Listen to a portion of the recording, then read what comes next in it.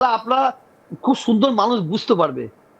আমরা কোন রাজনীতির নেতাকে ধর্মগুরু হিসাবে মানি না, মানছি না, মানবো না। আর হিন্দু ভাইদেরও কোন ধর্মগুরুকে রাজনীতির নেতা হিসাবে মানা ঠিক নয়। ঠিক কথা, ঠিক নাই।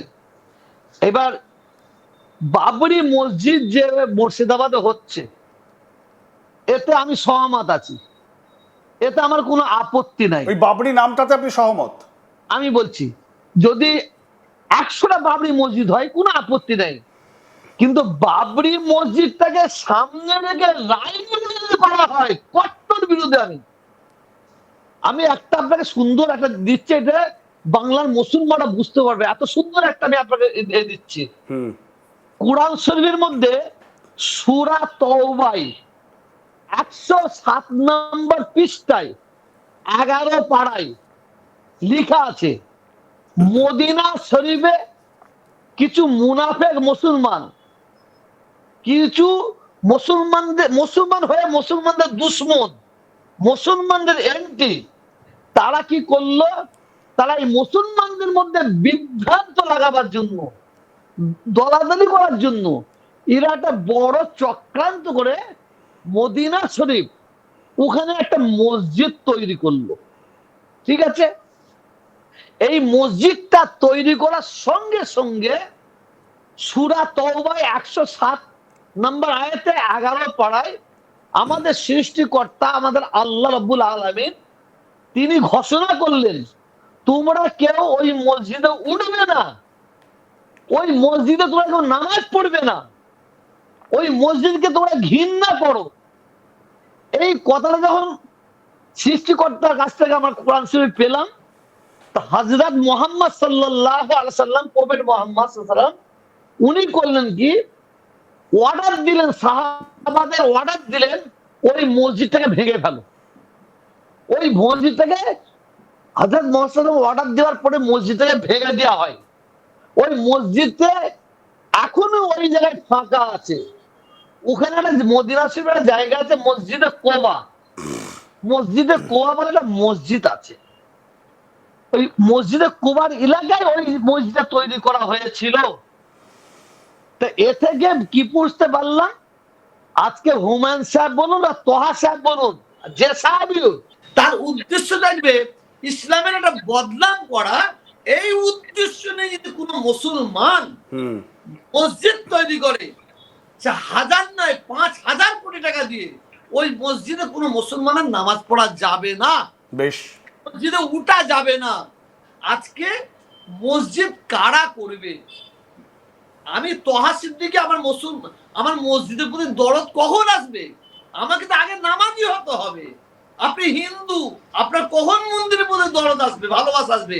আপনাকে পুজো করতে হবে। আমাদের কিছু কিছু মুসলমান আছে, তারা নামাজ পড়ে না, পিচ্ছাপ করে জল নেয় না, মদের বোতলে মুখ দিয়ে পড়ে থাকে। আর তারা যদি বলি মসজিদ করব, এটা ভাবনার ব্যাপার আছে, এটা ভাবার ব্যাপার আছে। আমি হুমায়ুন সাহেবকে বলছিলাম, এটা মুসলমানদের কাজ নয়। মসজিদ ভারতবর্ষের মসজিদের প্রয়োজন নাই, আর মন্দিরের প্রয়োজন নাই। যেটা প্রয়োজন সেটা স্কুল, কলেজ, আপনার তো এত ফলোয়ার, তাদের ব্যবস্থা করুন। আপনার এত ফলোয়ার, আপনার এত অনুগামী, আপনার এত ফলোয়ার, এত অনুগামী সব জেলাতে ছড়িয়ে ছিটিয়ে রয়েছে। যারা বাংলার সম্প্রীতির হিন্দু, সম্প্রীতির মুসলমান, তাদের 2026-এ বর্জন করবে করবে করবে। বেশ, আপনি তোহা সাহেব, আপনি যে কথাটা বললেন, আজকে যেভাবে বাবরি মসজিদ করার একটা প্রকল্প হয়েছে, আপনি কি মনে করেন যে হুমায়ুন কবির যে প্ল্যানটা ঘোষণা করলেন, তিনি তো 5 বছর ধরে ভরতপুরের বিধায়ক, এতদিন তো তিনি মসজিদ করার প্রকল্প বা বাবরি মসজিদ তাকে নাম দেওয়ার প্রকল্প, এই বিষয়টা আসেনি, তাহলে আজকে গিয়ে হঠাৎ করে কেন হলো? এই সময়টা কি কোথাও গিয়ে একটা সন্দেহ মনে আসছে না? সংখ্যালঘু মুসলিমদের মধ্যে একটা জিজ্ঞাসা চিহ্ন এখন আসছে, বাংলার মুসলিমরা একটা জিজ্ঞাসা চিহ্ন রাখছে। তো হুমায়ুন সাহেব তিনি এখন কেন মসজিদের একটা ঘোষণা করলো?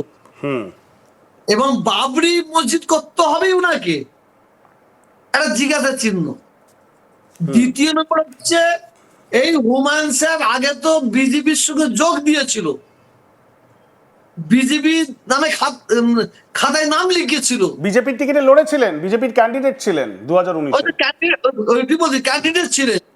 সংখ্যালঘু মুসলিমদের মধ্যে একটা মানে চিন্তা আসছে, ভাবছে উনি কি বিজেপির তামাক খেয়ে আজকে মুসলিমদের মধ্যে একটা দুটো দল সৃষ্টি করে দেয় বিজেপির কোনো উপকারের জন্য উনি রাস্তা করতে চাইছেন? এটা মানুষেরা, মুসলমানরা জিজ্ঞাসা চিহ্ন। কেন আমি এবং আমরা অনেকে দেখছি বিজেপির, সরি, হুমায়ুন সাহেবের বিজেপিরা কি খুব সুনাম করছে, সুনাম করছে কেন, কিসের জন্য? এটা মুসলিমদের মধ্যে একটা জিজ্ঞাসা চিহ্ন।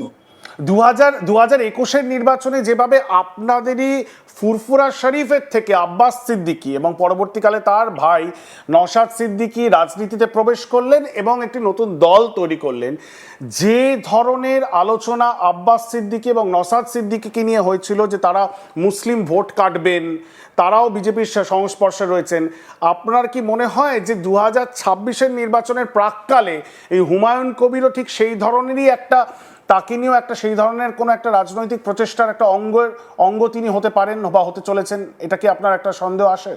আমি সর্বপ্রথম বলি, আমার পরিবারের আমার ভাইপো নওশাদ সিদ্দিকী, আব্বাস সিদ্দিকী যে এক দল করেছে, এটা ফুরফুরা শরীফের পরিবারের কেউ সমর্থন করি না আমরা। বেশ। কারণ নওশাদ আব্বাস হচ্ছে আমার ভাইপো, আমার ব্লাডের সঙ্গে যোগ আছে, কিন্তু নওশাদ আব্বাসের দ্বারাই মুসলিম ভোট ডিভাইড হোক, আলাদা হোক, এটা আমরা চাই না এবং মনে প্রাণে চাই না যে আমার পরিবারে কেউ রাজনীতি করুক, যদি করে তার ব্যক্তিগত ব্যাপার। বেশ। কিন্তু মুসলমানদের নিয়ে দুটো দল করব, আমি তাই আগে বলেছি এই বাংলায় প্রত্যেকটা রাজনীতির দল তারা একটা দল ঘোষণা করতে পারে, শুধু মুসলিম ভোট নেবো যদি নওশাদ ভাবে আর বিজেপি ভাবে যদি হিন্দু ভোট নেবো, তা আমার হিন্দু ভাইয়েরা তাকে সমর্থন করবে না বিজেপিকে, আর আমরা নওশাদকে সমর্থন করবো না। কিন্তু মুসলিম ভোট কি, যারা হিন্দু মুসলমানকে নিয়ে ভোট করবে তাদের আমরা সমর্থন করতে পারি। কিন্তু তোহা সাহেব, মুসলিম ভোট আপনি কি মনে করেন 2026, দেখুন আপনি প্রথমেই শুরু করলেন যে মুসলিম ভোটটা একটা ডিসাইডিং ফ্যাক্টর পশ্চিমবঙ্গের রাজনীতিতে, তাহলে 2026-এও ডিসাইডিং ফ্যাক্টর হবে।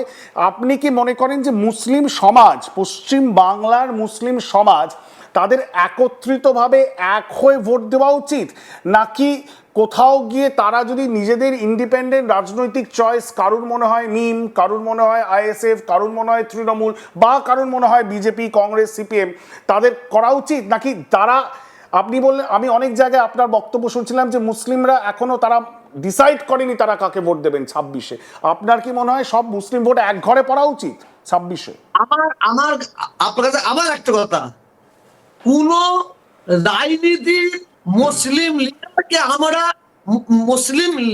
আমরা মুসলমানদের লিডার হিসেবে মানি না, আচ্ছা, মানবো না।